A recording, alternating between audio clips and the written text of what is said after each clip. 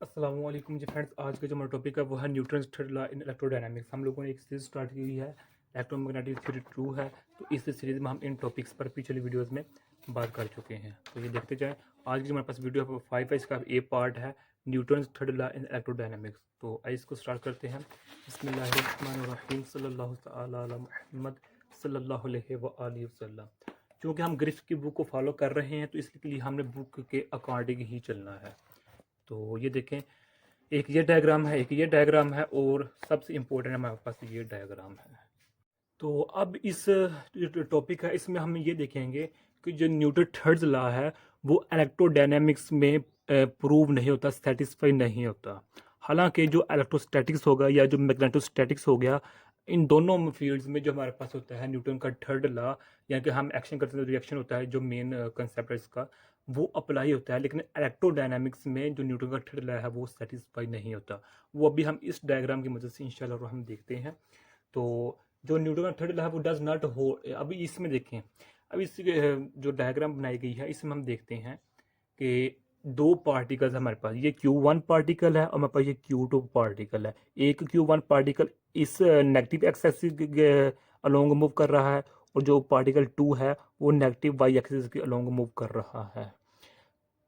तो अब इस इक्वेशन में देखें, जो बेसिक मैं स्टेटमेंट बोलने लगा हूँ उसको अभी हम इंशाल्लाह प्रूव करते हैं कि इस जो डायग्राम है, जो इस टॉपिक है, इसमें क्या होता है कि न्यूटन का थर्ड लॉ होल्ड नहीं करता फॉर पार्टिकल्स के लिए।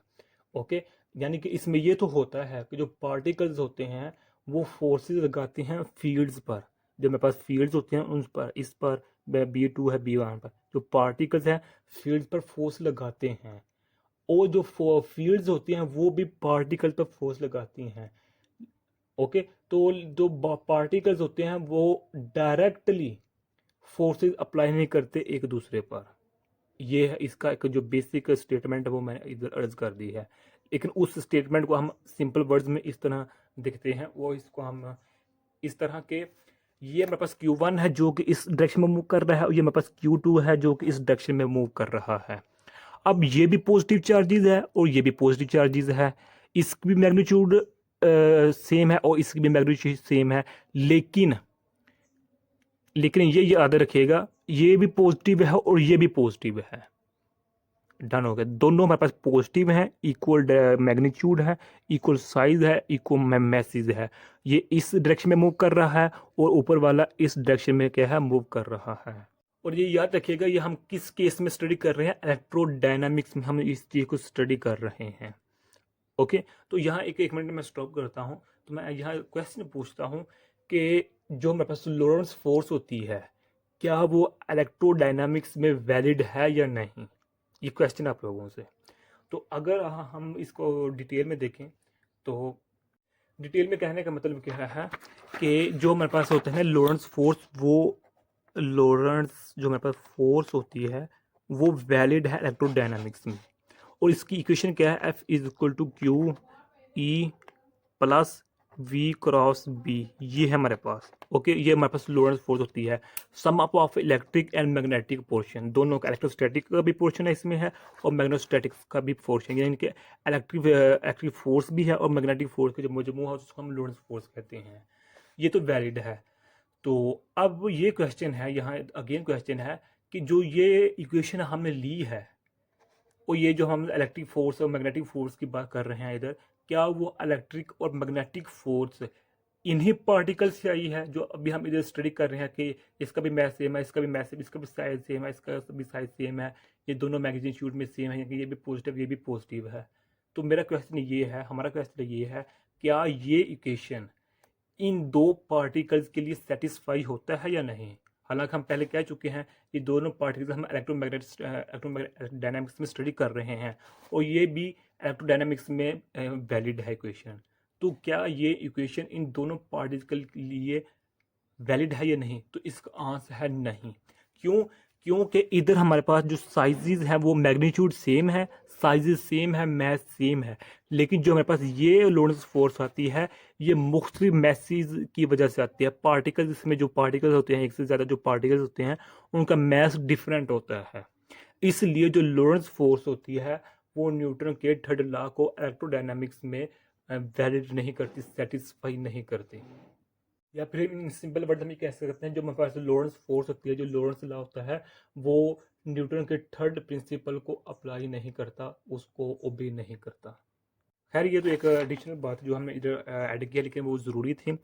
तो अब यहाँ देखें, ये पढ़ इस तरफ है। अब चूंकि हम जानते हैं जब हमारे पास दो पॉजिटिव चार्जेस होते हैं, ये पॉजिटिव चार्ज है, एक ये पॉजिटिव, जब एक दूसरे के करीब आते हैं तो ये कोशिश क्या करते हैं, रिपेल करते हैं एक दूसरे को।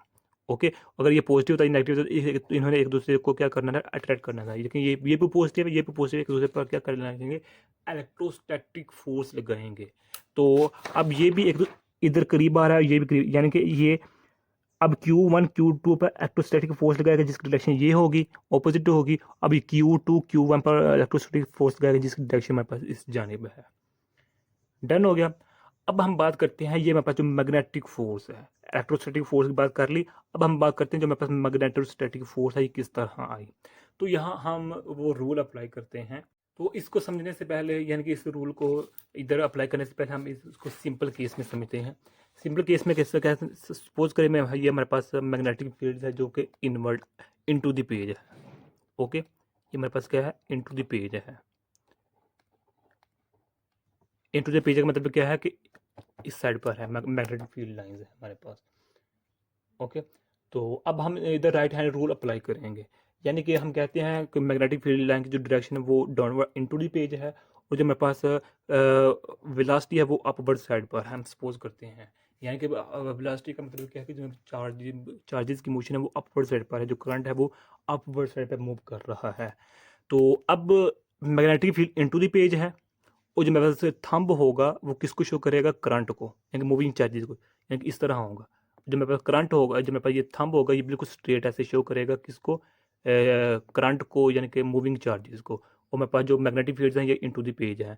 तो अब जो मेरे पास ये थंब पाम होगा, ये इस डायरेक्शन को मूव यानी कि शो करेगा, इस डायरेक्शन को। ओके, लेफ्ट साइड पर। और जो मेरे पास ये होगी, जो मेरे पास मैग्नेटिक फोर्स होगी, FM होगी। ओके हो गया।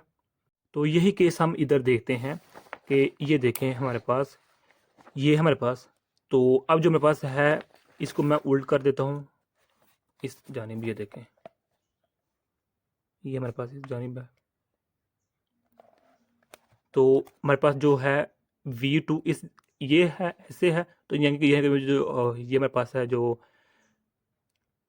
सॉरी थंब जो मेरे पास करंट को शो करेगा। अब जो मैग्नेटिक फील्ड लाइंस है वो किसको शो करेगी, यानी कि अगर इसके अकॉर्डिंग देखें, ये देखें, इसके अकॉर्डिंग क्या है, इनटू द पेज है, तो इनटू द पेज है हमारे पास ये जो फिंगर्स है शो कर रही हैं, और ये किसको शो कर रहा है, करंट को, यानी कि V को शो कर रहा है, करंट को।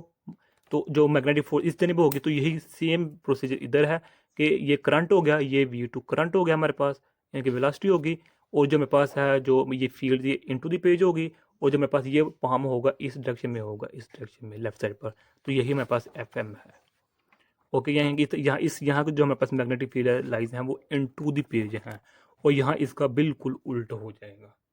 ओके, तो वो आप लोगों पर मैं छोड़ रहा हूँ, यानी कि यहाँ हमारे पास इनटू द पेज है मैग्नेटिक फील्ड लाइंस, और यहाँ आउटपुट होंगे, यानी कि क्या होंगी कि in out of the page होंगी।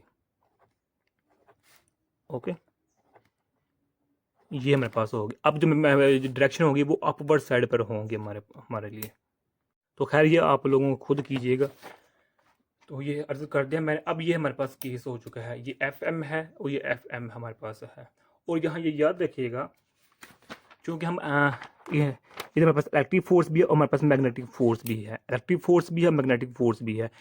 जब हम मैग्नेटिक फोर्स की बात करते हैं, जो मेरे पास जो V होता है और जो B होता है, इनके दरमियान जब एंगल होता है वो मेरे पास 90 का होता है। क्योंकि जब मैं V क्रॉस B है, अगर इसको मैं ख़त्म करूँ क्रॉस प्रोडक्ट, हमारे पास VB साइन थीटा आता है, और यह जो मेरे पास थीटा होता है हमारे पास 90 के एंगल पर होता है। तो जो मेरे पास यहाँ जो B1 है ये क्या है, FM और V2 के इसके क्या है, परपेंडिकुलर है। सेम टाइम जो FM और जो V1 है इसके हमारे पास ये परपेंडिकुलर है। अब बात रहेगी कि हमारे पास यहाँ B1 है क्योंकि Q1 होना, यहाँ B1 होना चाहिए क्योंकि इधर Q1 है, और इधर B2 होना चाहिए क्योंकि इधर Q2 है। तो इसका छोटा सा ये है कि हम इधर इंड्यूस मैग्नेटिक फील्ड की बात कर रहे हैं। ओके, जिस तरह हमने इंड्यूस्ड इलेक्ट्रिक फील्ड की बात नहीं था कि यानी कि ये देखें, ये इंड्यूस इलेक्ट्रिक फील्ड की। तो सिमिलरली वही केस हम इधर इंड्यूस मैग्नेटिक फील्ड की बात करते हैं कि जो Q1 की मैग्नेटिक फील्ड होगी उसका असर Q2 पर होगा, और जो Q2 की मैग्नेटिक फील्ड होगी उसका असर Q1 पर होगा, क्योंकि हम इलेक्ट्रोडायनामिक्स में देख रहे हैं और ये एक दूसरे के करीब हैं, यानी कि इनकी जो पहुंच है फील्ड्स की वो एक दूसरे के लिहाज से है, इंटरेक्ट कर रहे हैं। तो अब इस डायग्राम को देखें। अब ये डायग्राम क्या शो कर रही है कि जो न्यूटन का थर्ड लॉ है वो इधर अप्लाई नहीं हो रहा, यानी कि जिस तरह ये एक दूसरे के ऑपोजिट है, ये इसके ऑपोजिट है, इसी तरह एफ एम को इसके ऑपोजिट होना चाहिए या फिर इसको इसके ऑपोजिट होना चाहिए, लेकिन यहाँ कोई ऑपोजिट वाला सीन ही नहीं है। जो यहाँ है Q2 की वजह से वो मेरे पास ये एफ एम है, और जो ये है वो ये एफ एम है, मैग्नेटिक फोर्स है, यानी कि इसको फिर हम इस तरह लिख सकते हैं। ओके, तो ये न्यूटन के थर्ड लॉ के अगेंस्ट है, तो इसलिए हम कहते हैं जो न्यूटन का थर्ड लॉ होता है वो इलेक्ट्रोडायनामिक्स में वैलिड नहीं होता, सेटिस्फाई नहीं होता, प्रूव नहीं होता। ओके, तो यही आज का हमारा इतना सा टॉपिक था। तो अब यहाँ जो दो ये डायग्राम बनाई हुई हैं, तो हम ये सिंपल जानते हैं कि जब पॉजिटिव चार्ज होता है तो उस पॉजिटिव चार्ज से बाहर इलेक्ट्रिक फील्ड निकलते हैं। पॉजिटिव चार्ज है तो इलेक्ट्रिक फील्ड लाइन होंगी वो बाहर निकलेंगी। ओके, तो हमारे पास ये केस है, ये भी हमने डिस्कस कर दिया है। जब हम पार्टिकल मूव करता है उसके इर्द गिर्द, यानी कि ये देखें, ये मेरे पास चार्जेस हैं और ये मूव कर रहे हैं इस साइड पर। ओके, ये चार्जेस मूव कर रही हैं कि एक तरह का करंट प्रोड्यूस हो रहा है, तो इस वायर के इर्द गिर्द क्या होगी, मैग्नेटिक फील्ड लाइंस होंगी। डन हो गया, क्योंकि हम इलेक्ट्रोडायनामिक सिस्टम की बात कर रहे हैं तो इसमें हमारे पास मैग्नेटिक फील्ड भी होती हैं। तो वही बात है जो अभी हमने इस डायग्राम में प्रूव कर ली हुई है। तो यही आज का हमारे तरह सा टॉपिक था। मैं उम्मीद करता हूँ आप लोगों को इस वीडियो की समझ आ गई होगी। अगर आप लोगों ने अभी तक हमारे चैनल पाक एम अकेडमी इसको सब्सक्राइब नहीं किया तो प्लीज़ सब्सक्राइब कर दें, और वीडियो अच्छी लगी है तो लाइक कर दें। अस्सलाम वालेकुम रहमतुल्लाहि व बरकातुहू।